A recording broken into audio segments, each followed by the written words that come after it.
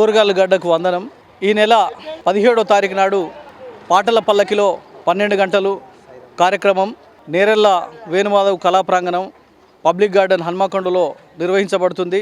10 గంటలకు మొదలై రాత్రి 11 గంటల దాకా కొనసాగుతుంది.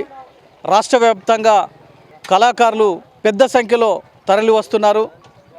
అదేవిధంగా రాష్ట్ర వ్యాప్తంగా నాయకులు తరలి వస్తున్నారు. ఓరుగల్లకు చెందినటువంటి మంత్రులు, ఎమ్మెల్యేలు, ప్రజాప్రతినిధులు అత్యధిక సంఖ్యలో ఈ పాటల పల్లకిలో పాల్గొనబోతున్నారు.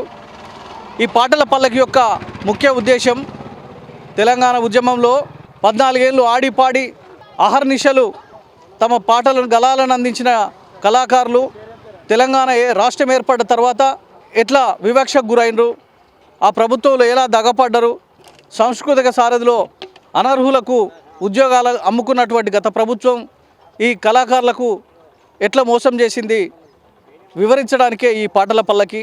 కాంగ్రెస్ ప్రభుత్వం ప్రజాపాలనలైన కళాకారులను ఆదుకొని సాంస్కృతిక సారథిలో ఉద్యోగాలు సంఖ్య పెంచి ఈ మిగిలిపోయిన కళాకారులందరికీ కూడా ఉద్యోగ ఉపాధి అవకాశాలు కల్పించాలని విన్నవించేదే ఈ పాటల పల్లకి.